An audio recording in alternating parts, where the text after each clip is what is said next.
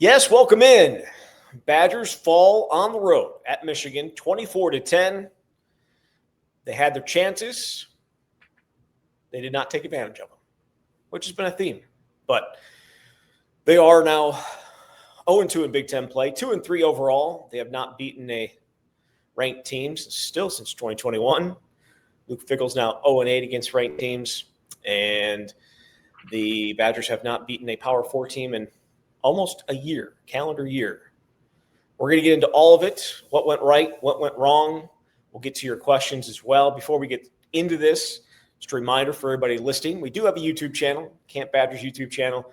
Go check it out, subscribe. It helps us a lot. Also, go subscribe to BadgerConnect.com because you can read all of Jesse's stuff up there and see him try and run a hill and see him try and skate, see him try and return a serve from a volleyball player. You can see it all up there.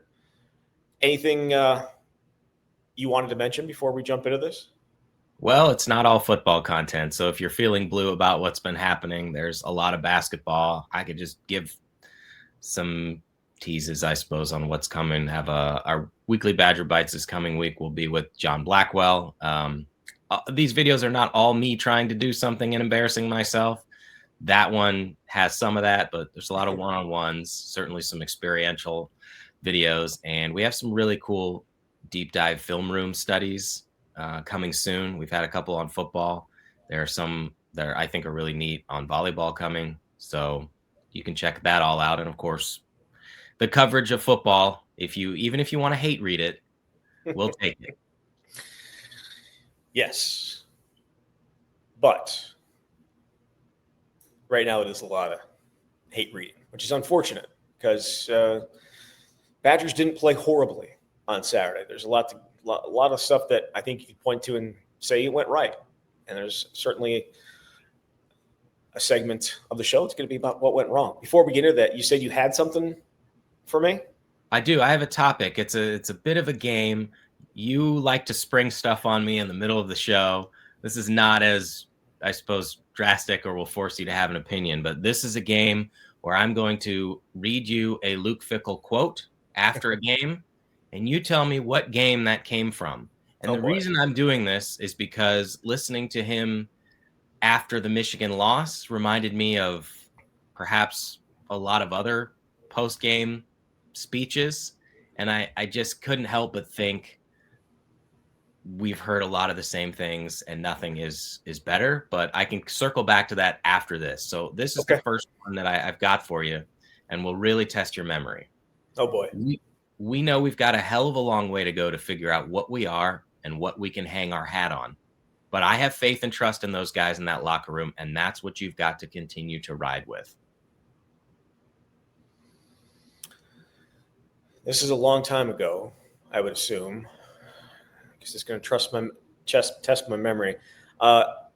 Indiana, 2023. That is from September 2024 after the Alabama loss. Okay. Now I had some quotes from Indiana Northwestern, but I thought I'd like to juxtapose some quotes that sound pretty similar. So Here's another one for you. I do believe the culture, the things that those guys are and what we are is what our strengths need to be. But there's a lack of identity right now in trying to figure out what that is. That sounds more familiar to this year because he doesn't have an identity. He admitted they don't have an identity. But Iowa? That would be 2 weeks ago after the Maryland loss. I'm not good at this game.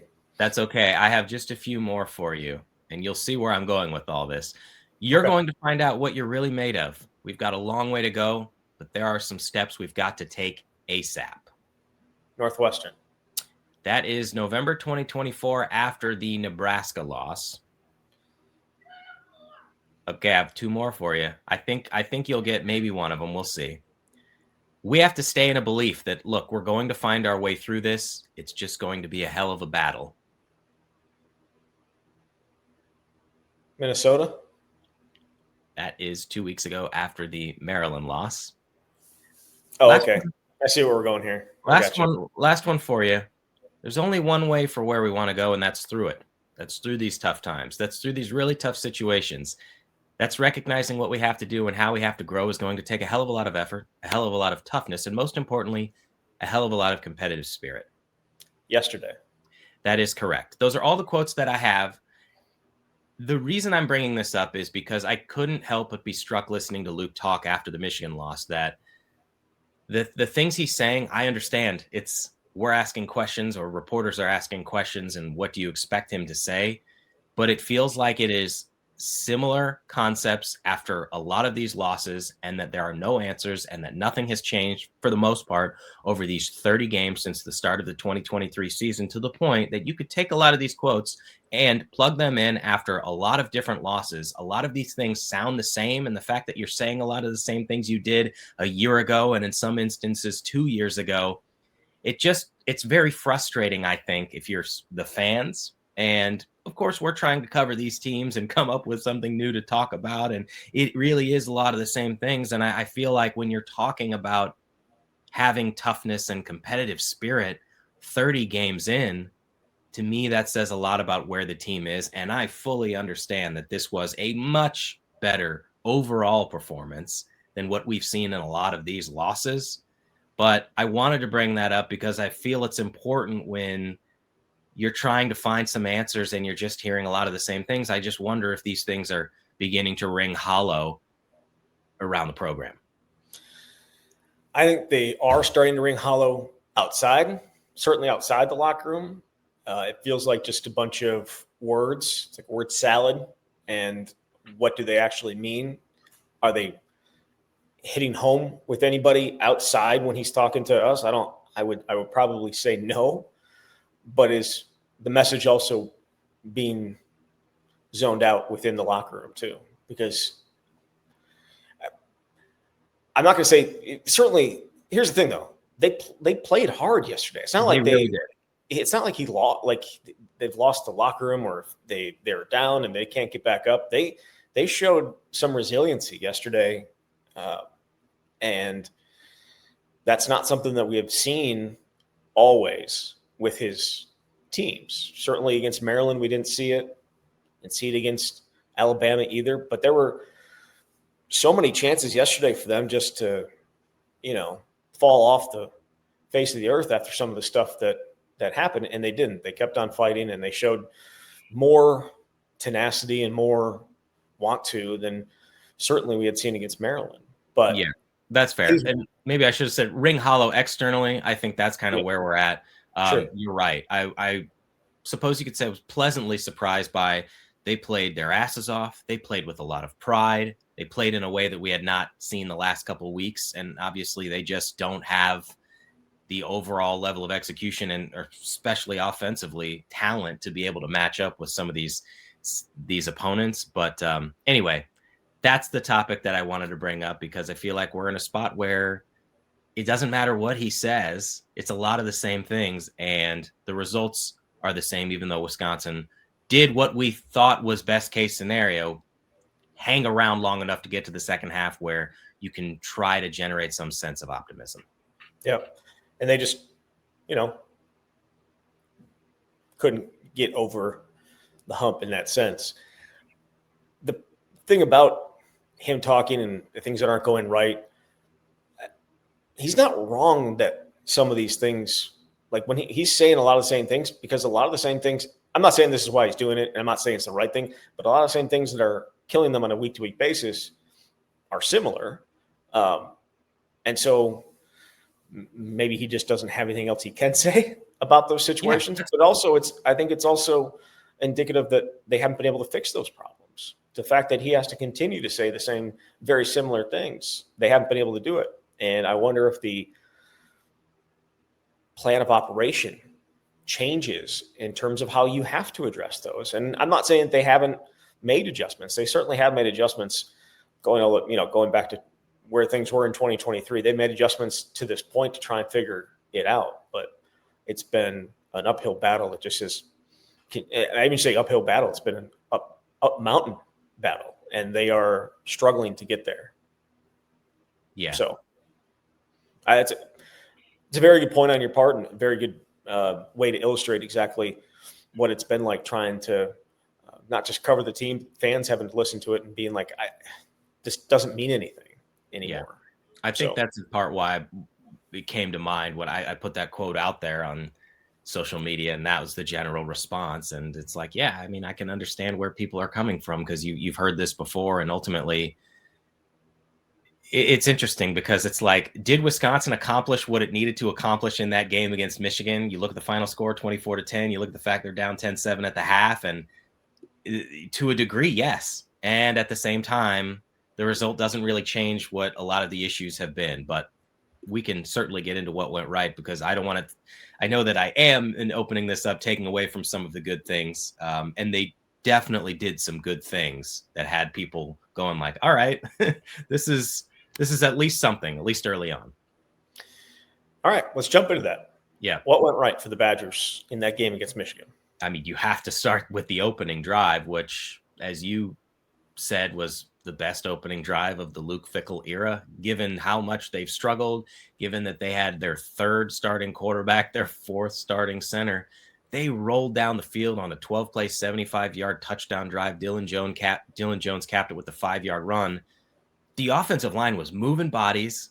Hunter Simmons did what he needed to do. He completed all 3 of his passes.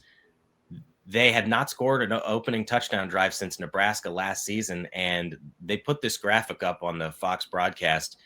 That was the first time Wisconsin led against a Power 4 opponent since Oregon, which is insane, but also true. That was like, wow, this is okay. They had a bye week. They made some adjustments. I don't know that they're going to do this every series, but that's the kind of optimism you needed to demonstrate, and it was perfectly scripted opening drive, and Wisconsin and Jeff Grimes deserves a lot of credit for what they were able to accomplish right away. Absolutely. I will say it kind of felt like Michigan didn't really know what to expect with Hunter Simmons at quarterback, right? They were giving the guys on the outside room. That Vinny Anthony just tossed it out, let him make a play. That was not there the rest of the game because, they weren't really even attempting to take him to shots down the field very often. But yeah, the first drive, they did exactly what they needed to. It's not like they had a bunch of big runs. 12 plays, 75 yards takes a lot of execution to get it done. And they were in most ways, very, very productive in accomplishing that. And they did. It was, I think, and everybody said this, it was very old school Wisconsin. It's what Wisconsin wanted to be, what Wisconsin wants to be. I mean, you said it, 9 runs, 3 passes, and it's not like the passes were down the field. Just get the ball in your guys' hands, let them do some work.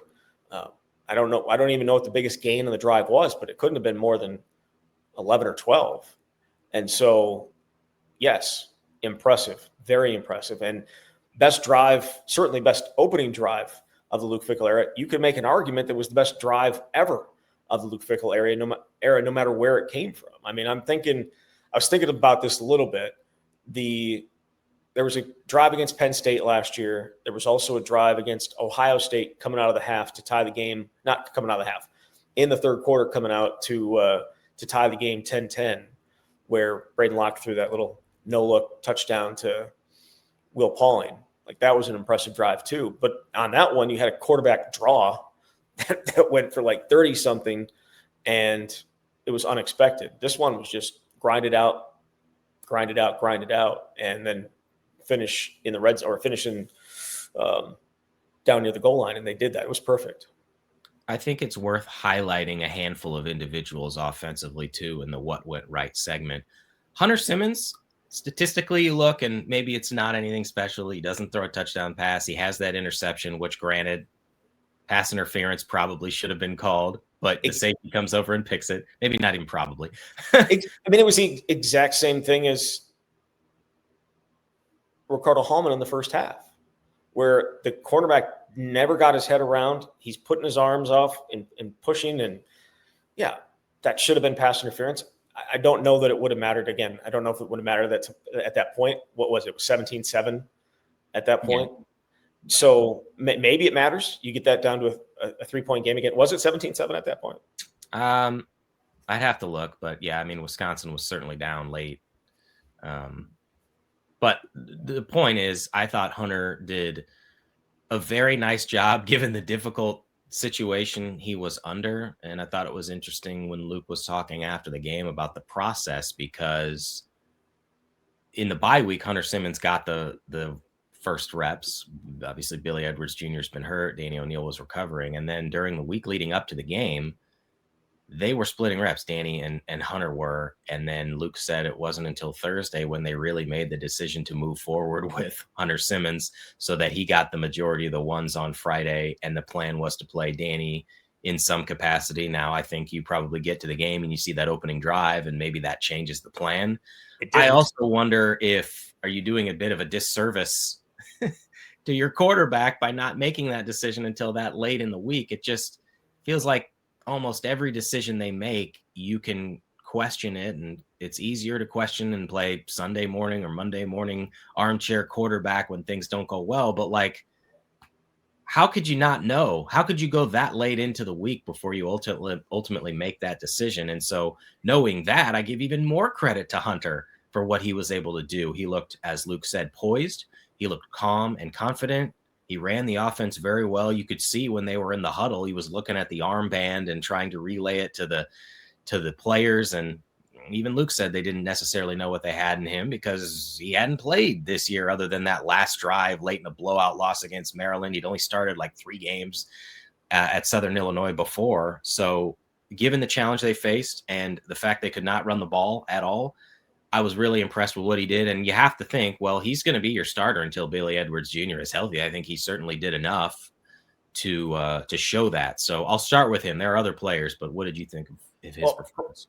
I mean, perhaps this is in the what went wrong category, but you mentioned Danny O'Neil. Him coming in on to start the second drive, I don't understand that at all. Yeah. You just went down the field. Boom, boom, boom, boom, boom, 12 times, 12 plays, 75 yards, and you score a touchdown, and then you bring in a different quarterback. Messing with the rhythm that they had in the first drive, I don't know that anything would have changed. And Danny certainly gives them a little bit more of a, element with his legs. But you are succeeding at what Wisconsin wants to be, and then you just throw a different quarterback in there, and then he goes out after one play, and Hunter comes back in, and then it was Danny later in the drive, I think, as well. I just don't understand that, and I think that was a huge. Again, would it have mattered? I don't know, but I think it's a huge mistake to mess with the flow of what had happened on that first drive. And it's one thing if you need to change up because you're trying to get the thing jump started. The thing was cruising along. There were a few speed bumps here and there, but the thing was cruising along. And you bring in a different quarterback. I don't understand that at all. I just think that's such a mistake in the moment. I think it's the decision-making process throughout these games and the planning going into the games. Because of Wisconsin's poor performance, it opens the door to more questioning of that. But I agree. And I don't know how people listening felt about the broadcast, but listening to Joel Klatt and what he's watching, like the second time Danny came in, I believe he was like, I don't understand what they're doing. Now that ended up being a situation where Dylan Jones got the ball and got a first down, but it's a tricky situation to be in. They want to bring Danny in to present a different challenge where, okay, now the defense has to account for his legs, and that play ended up working, but it's very easy to question some of these decisions, and we will get to the late in the fourth quarter decisions. We're still in the what went right phase, but overall, I thought Hunter did very well. I think Vinny Anthony deserves a lot of credit. I mean, he gave them some explosiveness. He gave them exactly what we thought he was capable of based on what he did a year ago. I know the numbers this year haven't been what anybody wanted, but that was encouraging to see. And I think Davis Heinzen deserves some credit here. I know that there was an early snap that was a little low on the handoff to Trech Kekahuna that Hunter was able to field, and they got the play off, and it worked out. But for the most part, and you can say should have been better as a blocker in certain situations, like that dude had not played a game at center ever. I think they said he played some practice as a freshman at Central Michigan. That is a tremendously difficult spot to be in, and I thought that he performed very well given the challenge. And I think that for him to stick with it mentally after opening the season as your starting left tackle and then getting benched and not having a role, he deserves a lot of credit. So whenever things don't go right, we always jump on them about it. Like, well, we knew before the game that was going to be a horrible decision. And then it went out and was a horrible decision. I thought going into the game, playing Davis Heinzen was a horrible decision. And yet then when he actually played, it turned out to be pretty good, all things considered, from where they were the previous 2 weeks. So that was a step up in the right direction. Kerry Kadanko getting an opportunity to start and play at right guard in place of Colin Cubberley. So that was a different offensive line again. So credit to them for making that move, and he was not noticeably bad, right? I'm not going to pretend to sit here and say that he made every block, made every right call, did all that good stuff. I'm not going to pretend to know that. But it was not – the reason we noticed the center is because of the snaps, and that was not a problem yesterday for the most part. Yes. He did hit his butt on one of them. I don't know if that one was kind of funny to me. But considering his experience there, for him to go in and start in the big house, 110, 111,000 people, and acquit himself at least better than what had been, I think that was impressive from him for sure. So I just wanted to say, we often go into games saying, oh, that's a really questionable decision. I can't believe you're going to start him. And then when it goes bad, you're like, I knew it was going to go bad. I told him it was going to go bad. In this situation, I thought it would go bad, and it didn't. Yeah. A couple more quickly offensively before we move to defense. Thought it was good for Wisconsin and Tucker Ashcraft to be able to come back because they've been missing that.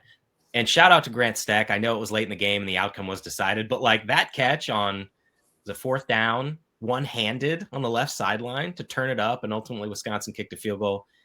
The 9 drives in between the scoring drives were pathetic, but Grant Steck, a lot of reason for optimism about his potential to do that. So I thought that was worth pointing out as well.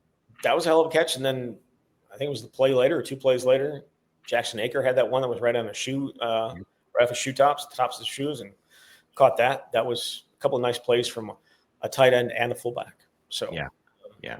Defensively, I put this in my prediction story as like, it feels pretty obvious that if Wisconsin wants to have any notion of being close in the second half, it has to fall on the defense, because this offense, you just cannot rely on them to consistently score. And ultimately, that's what happened. The first defensive series was not good. Michigan did exactly what you thought they were going to do. The Badgers came into that game number 1 in the country in run defense, allowing 50 yards a game. Michigan ran for 54 yards on the opening drive. But I thought Wisconsin's ability to recover after that, to make things challenging, to at least for a little bit make Bryce Underwood uncomfortable and force some punts and get the ball back, was fantastic. Again, as I said at the outset, they were down 10-7 at halftime. They were down 21-0 at the half against Alabama and 20-0 at the half against Maryland. Those games were effectively over at the half, and I realize you had a futile offensive performance there in those games, but you also defensively had to know you've got to help out this team. And so I think they showed a lot of grit and a lot of fight, and ultimately over the course of the game, you could see them wearing down, and you're just not going to hold that offense down for all 4 quarters if you cannot score or do anything for 9 consecutive offensive series. But the defense did some good things. Like Mason Reiger, man, there's a play he wished he would have made where it seemed like he had a dude dead to rights and couldn't do it late in the game, but he was making plays, and defensive line was able to close some things off. So they do deserve a lot of credit for what they were able to accomplish against Michigan. Yeah, I mean, they had, what was it? Justice Haynes had 54 yards on that first drive, and he ends up with, 117. So the rest of his carries, I mean, it's 6.2 average, but the rest of his carries, 18 for, I think, 74, 4.1 yards a carry. I thought they did as good a job as you could hope for outside of that one big play on the first drive. Again, they did give up 175 yards, but it has to be looked at in I think, different glasses perhaps than overall. And Deone Hill had a number of, I thought, really nice plays, breakups, was coming up and certainly tackling with some emphasis, I think would be the right way to say that. He he does hit, man. And we saw that a little bit in fall camp too. He's not afraid to come up and hit you, and that was certainly evident against Michigan. Trying to think who else had a solid game over on that side of the ball. Christian Allegro had a bunch of tackles. Yeah, Ben Barton too. I thought had a nice game, especially that the 3rd and 1 stop that forced them to. That was called the first down and brought back and gave the ball back to Wisconsin. Again, the first half defense, you look at the numbers, it was very, very good. Michigan ended up with like 440 some odd yards of offense, which isn't good, but a lot of that came through the air when they finally got their offense going there in the 3rd quarter and the 4th quarter. We'll talk about what went wrong here in a second. So the passing defense continues to be a little bit of an issue. Is there anything else we wanted to talk about what went right before we move into what did not go right? I think we pretty well covered it. Okay, just let me go through my notes here real quick. Yeah.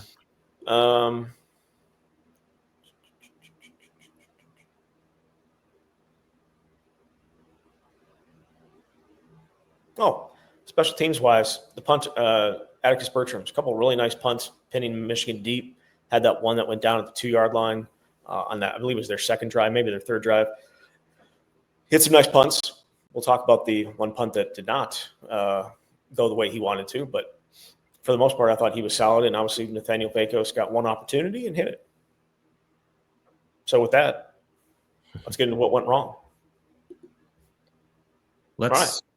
Where do you want to start? I will start offensively. This is going to go a lot of different directions, I'm sure, with other topics of what went wrong. We knew it was going to be a tremendous challenge. Michigan's run defense was 8th in the country. Wisconsin has not been able to effectively run the ball for a long time. The Badgers came into this game averaging 3.14 yards per rush. Now, that does include sacks, but that was one of the worst marks in the country. They averaged 2.7 yards per carry. They cannot run the ball. Certainly the opening drive notwithstanding. And they went 9 straight series until the last one where they kicked a field goal without doing anything. They went 3 and out, I believe, 5 times. And you had that one interception. It's like watching Wisconsin now. If you had a time machine and you were watching them a decade ago or 13 years ago, you would wonder what you're seeing, because it is just so unlike the Wisconsin teams we came to know. And at a certain point, you have to put the players out there to execute. They just don't seem to have the overall depth of talent to pull this off consistently. And I understand, as I said before, you're starting your 3rd quarterback this season, which, as you point out, is the first time Wisconsin has started 3 quarterbacks in a season since 2012. Then in that season, you didn't need 3 starting quarterbacks in your first 5 games. Kurt Phillips came along at least a little bit later. Joel Stave. Yeah, no, it was after Joel Stave broke his collarbone that he came in. Right, it was a Michigan State game later, but certainly has to do with some of the challenges here. But it just is awful watching that offense there for those 9 series. Yeah, it's not good. It was not good. You mentioned the running attack. I think Dylan Jones, 34 of his 63 yards came on that first drive. And then he had a 16-yard run on the 2nd drive. And after that, it was pretty much no-go for the running attack. Both him and Darian Dupree just could not find anything and get it moving whatsoever. And again, this feels very simple, and it's perhaps maybe they don't trust Hunter Simmons to throw the ball down the field. Maybe that is why he hasn't been used before, because when he's throwing the ball around the line of scrimmage and, under 10 yards or even under 15, the dude's got some zip on it, and it's very unlikely that it's going to get picked off. He did throw it to a guy one time, but couldn't hold on to it. But they just do not stress teams down the field. And so early on, they kind of played off coverage a little bit. Michigan did, at least on that first drive, which allowed Benny Anthony to have that 17-yard catch and run. I think it was 17 or 18. But for the most part, playing them close, not allowing them to have anything go, and essentially force or dare Hunter Simmons to try and beat them down the field. And for whatever reason, Wisconsin just wasn't able to do that. And that's going to continue to be a huge problem for the running game if you don't have anybody and aren't worried about anybody running past you, which is hilarious because Vinny Anthony can run by you. Jaden Ballard can run by you. Tresh Kakahuna can juke by you. So it's not like they don't have the speed on the outside to do it. They just have not been able to figure it out. I think a little bit of that probably is the pass blocking and the inability to keep the quarterback upright and being confident in that.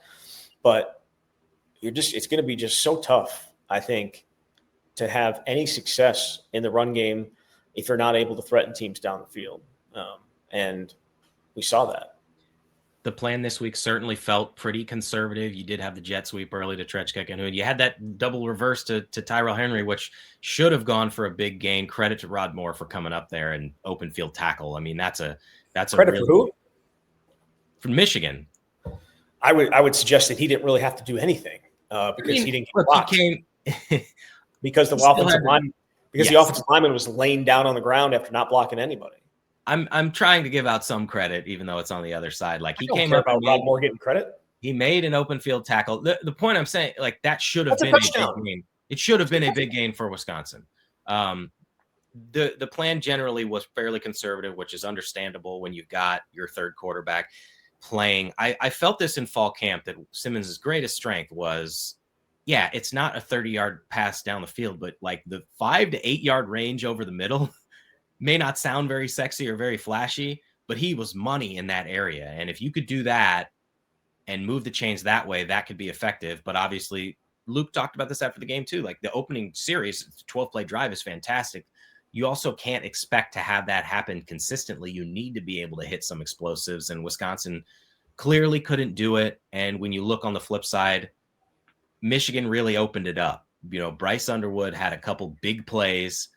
Even the last run where Haynes scored the 1 yard touchdown. Well, that was set up because you had a big pass play right before it. You had a couple other pass plays and ultimately defensively, you look at the box score and it's like, man, you ended up giving up 445 yards of total offense, which is so far beyond what you were surrendering going into the game. Michigan may not offensively be the team that a lot of other teams are, like what you're going to see later this month with Ohio State and Oregon. But they have some playmakers, and certainly the true freshman quarterback was as advertised and put up some big numbers. So, offensively, you just could not move the ball enough, and defensively, you wore down over time. And I can't say that that's unexpected given where they're at offensively. Yeah, I mean, there were 6 3-and-outs. You had the inability to challenge teams down the field. There were some sacks there in the second half where they knew you were passing, so it was even more difficult for you to pick it up. There was one play, I believe it was the sack that essentially forced them to kick a field goal on that last drive, where they had a little bit of a stunt, and again, the right side of the line just did not handle it correctly and came right through and ripped Hunter Simmons down to the ground. Those are the type of things that you would hope happen less and less as there is more experience gained on the right side of the line, specifically with Emerson Mandel. So, I mean, they had their opportunities. There was a play, I think it might have been the second drive, where they set it up perfectly. There were 2 plays that I think would have been touchdowns or at least huge gains if Wisconsin had executed. And you already mentioned the one where somehow, some way, the offensive lineman just falls down without blocking anybody and allows the guy to come up and make a play. Because if he does make that play, there's nobody else there, and Tyrell Henry might score. The other one is the drop by Lance Mason on the little tight end release, and he had so much room in front of him. The DB got a little bit in his vision, but he didn't touch the ball when he came and drove on it and missed it. But he was that was peak DB celebration right there, as if he had touched it. You know what I mean? It's kind of like the overthrow from a quarterback where you don't do anything, but you still get to do little celebration like you were the most amazing guy of all time, even though the guy was wide open and you did nothing. That was one of those plays. If he catches that, he might score on that. those are the type you talk about Luke Fickell saying we can't have to go 12 plays, 13 plays all the time. Those are the plays that I think he's talking about and the plays that need to happen. Lance Mason catches that. He's going for at least 30, if not more. And that is just killer when you do not have the type of playmaker. You don't have big plays happening very often for your offense. Those are plays that have to be made. And those are plays that good teams make. Yeah. So, and I mean, defensively too, like, I know you're talking offensive. I feel like Ricardo Hallman has really struggled this season and continued to do so against Michigan. I don't want to put it on one guy because there are a lot of moving parts, but you need him to be the guy that he was a couple of years ago. And it just feels like it's been real tough sledding. It has been extremely tough. And he had an opportunity there. And again, it would have been a really good play. But right before the half where the ball, I don't know, maybe it wasn't right before the half, but it was in the second quarter where the ball sailed on Bryce Underwood down there in the red zone. And they ended up having to kick a field goal. But Rico got his hands on the ball, at least one of them. And that could have been just a huge game-changing play if you're able to make it. And he wasn't able to, and Wisconsin still hasn't forced a turnover in the last 3 games. I mean, they've got 3 turnovers for the entire season at this point, right? It's just 3 interceptions. They haven't been able to do it. Now, let's be fair. Sometimes turnovers are random, and that's exactly what happened yesterday, where you had 2 balls get knocked loose, and the ball pops right back to the guy who fumbled it. That doesn't usually happen with the oblong ball like that, but it did for Michigan. One was down in the red zone. That would have been a huge play if they were able to. I think it was Mason Pope. See, they only gave him credit for 2, or they only gave him credit for 1 forced fumble, and they gave it to Austin Brown. I think that might have been on the one on Bryce Underwood down deep in their own territory. But Mason Post made a great play, ripping it loose later on, the one that popped right back to the running back inside the 10. I think that was Mason Post. 8 and 9 are very close to each other, so it's not always easy to read on their jerseys. But those were 2 opportunities that they had, and they couldn't come up with them. And again, that's not always their fault, but the lack of turnovers is a significant issue when your offense has been turnover heavy at times, even though yesterday that was not the case. Can we get to the timeouts late in the game? Absolutely. Heavy criticism from toward Luke Fickell for not using any timeouts, and I've certainly seen the sort of instant analysis, or I don't know how you want to put it, clickbait, the idea that he's waving the white flag or quit. I feel like that is a stretch, but I understand the frustration. Now, he was asked about it after the game and said if they had gotten the stop on 3rd down, that you would have used them. On the other hand, you let the clock tick down towards the 2-minute warning. And would it have made a difference? I doubt it, but you also at least want to present like you're trying to get the ball back and save some time. And it's not the first time that we've been discussing the handling of timeouts. I don't know. Maybe he wanted to save them for the plane ride. And obviously it didn't end up mattering because they got the 3rd down, but you just want to give yourself an opportunity, and you can't take them with you. So lots of criticism directed his way there late in the game, where Michigan just salted away despite the fact he had 3 timeouts. I think a lot of the narratives around some of this stuff is how it's portrayed on the telecast. And I did not have the sound on, so because I can't listen to Gus Johnson. It's tough sometimes. But Joe Klatt was going. That's what I'm saying. I read about Joe Klatt's comments, and I feel like that frames the narrative at times. You mentioned the timeout thing to me in our text, right? In a text to me, like, why didn't he take timeouts? I'm like, I suspect if they had gotten that stop on 3rd down, he would have. Mm-hmm. And that was his explanation as well. But Joe Klatt is right in that the time is what matters. You need time, and especially when the ball, under 2 minutes, or I think it's under 2 minutes, the ball still have an opportunity to spot the ball after a 1st down and before the clock starts running. So there's also that aspect of it. I don't really buy the idea. It's tough for me to buy the idea that he was quitting. No, I don't believe that for 1 second. Or waving the white flag. They kicked the onside. You know what I mean? Like they kicked the onside. If they were quitting, they wouldn't have done that. If they were worried about Michigan going down and scoring and potentially covering, which I was certainly looking at, probably doesn't do the onside. I did think it was very weird that Michigan all of a sudden started playing hurry up and trying to score. And we saw Luke Fickell and Sharon Moore after the game. The handshake there was very cold. I wonder if Michigan – I don't know why Michigan was doing that other than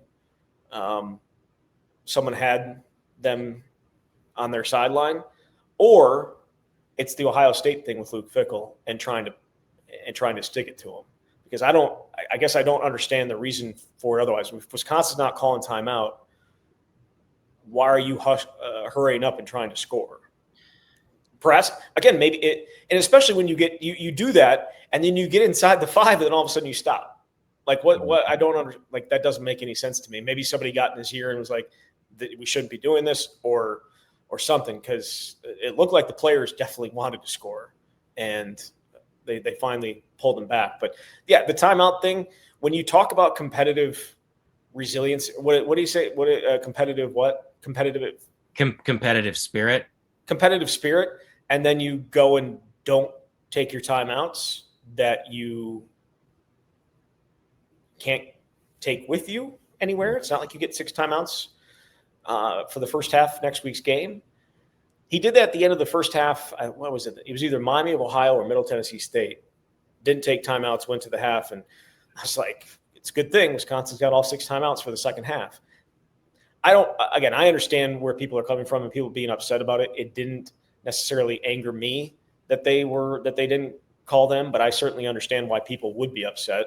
And you can't say all the things that he says after a game or before a game and then not go out and act. But it is what it is. Yes, the people or AI bots writing those types of stories, I think, are in it for the clickbait and the clicks. But what do you mean? Like the headline is like Luke Fickell waves the white flag, or Luke Fickell quits on his team. I think that is a unfair and an extreme portrayal of what's happening, but something very easy to do. Also, it's just not a great look, but I can understand his explanation after the game. And ultimately, they didn't get the stop. So we'll never know what that would have looked like. You also did burn a minute of game clock. And so, again, understand the frustration, but think some of the outrage is extreme. Ultimately, though, yeah, I mean, nothing's working. When you if you decide to use a timeout, it doesn't work. If you decide to not use the timeout, it doesn't work. Like, they're still 0-8 against ranked teams, and 14-16 overall, and 8-12 in the Big Ten. And it's just, yeah, I mean, I don't know how to feel about what we have to watch right now. Like, is this supposed to be encouraging that they only lost by 2 touchdowns on the road to a top 20 team? It's hard to feel that way. It's hard to get all the way there, even though they did play with pride and take some steps. Yes. All right. Anything else? It doesn't get any easier. Because we got some listener questions to get to. Yeah. So we can talk about that in a minute. All right. Where am I at here?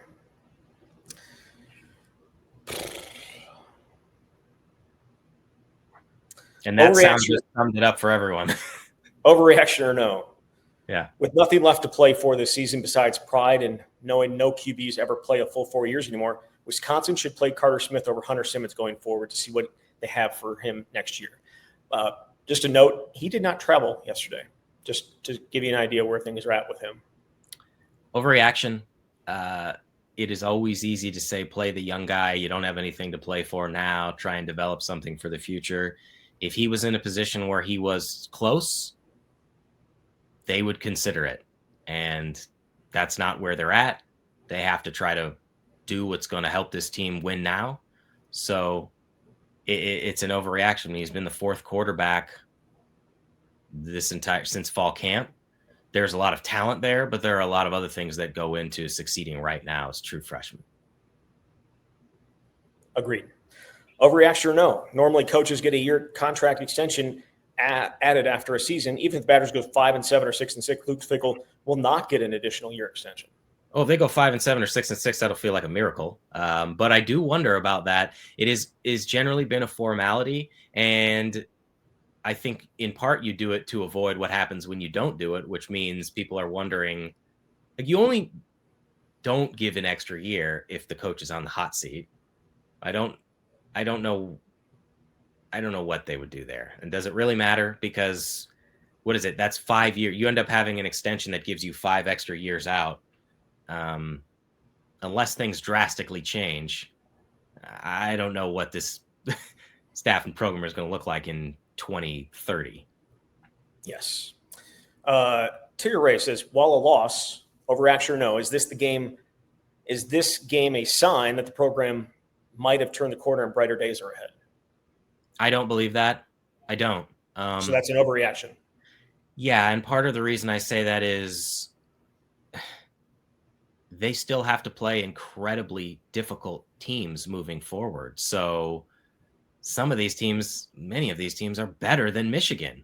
So there are some positive signs. You have to play with toughness and pride.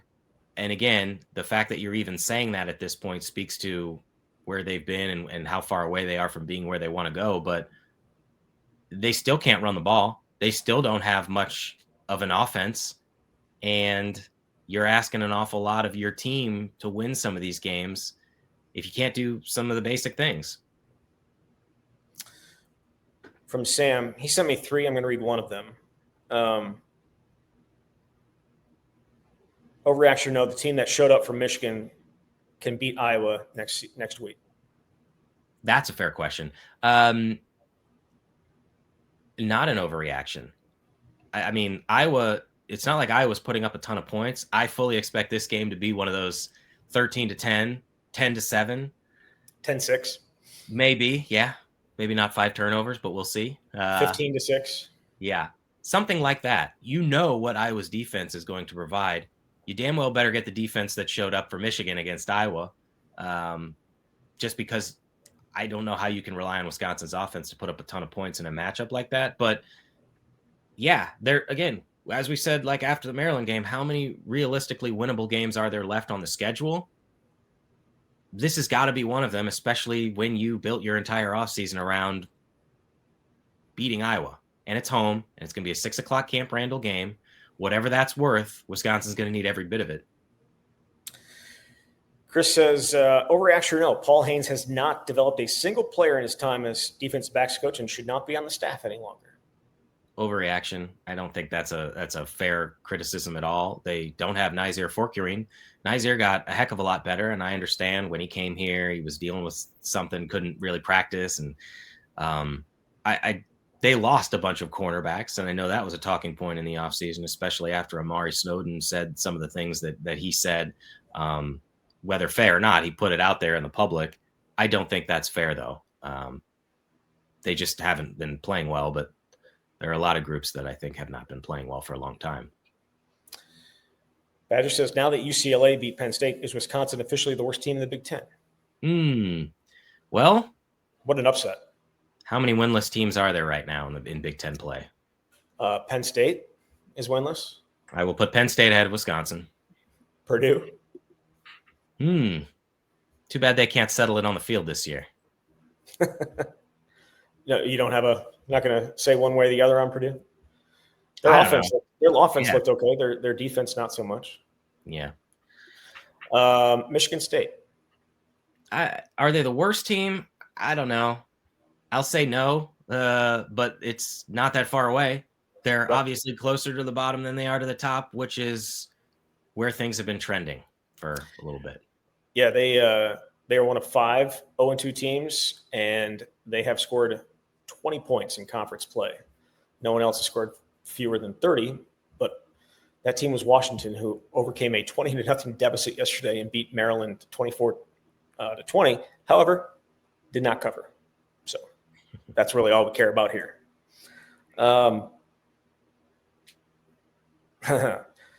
Overreaction? we'll talk about this one is for probably the Thursday show. But he says, overreaction or no, Zach will be scheduling an appointment with PJ Fleck's personal tailor in the near future. I haven't looked up the numbers yet, but I hit some yesterday. Yeah, got Alabama. Alabama. I'm not doing very well. Not that got anybody cares Alabama. about our picks. Got Alabama. Got Cincinnati. Got Washington. So do you think we should do Big Ten only games? No. Okay. Why? That settles it. I don't know. It's at least a league we're familiar with. I know that's good. That's the good part of it. We have no idea what's going on in the rest of the country. We still make picks. Yeah. All right.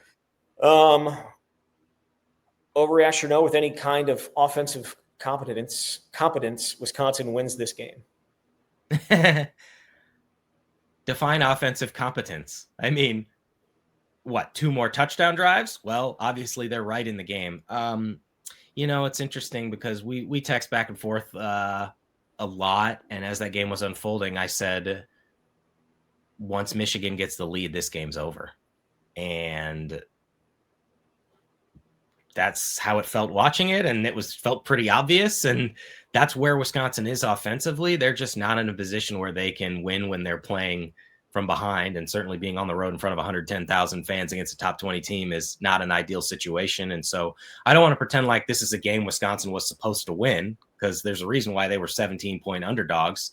But that's just what it feels like when you're watching Wisconsin now, is you're just waiting for something to happen that goes against them to see how they respond. And you kind of have a sense of what's going to happen. And again, Michigan is a really talented team, so you have to put that element in, but that's just what it felt like.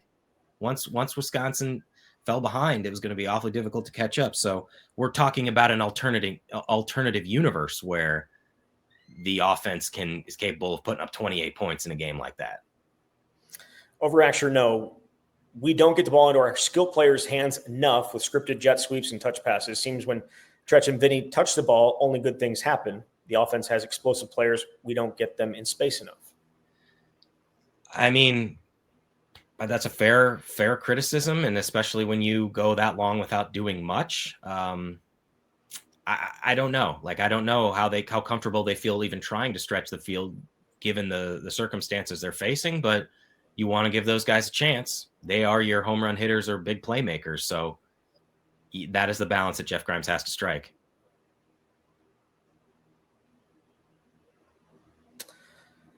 I'll give you one of the questions we got about the timeouts. Okay.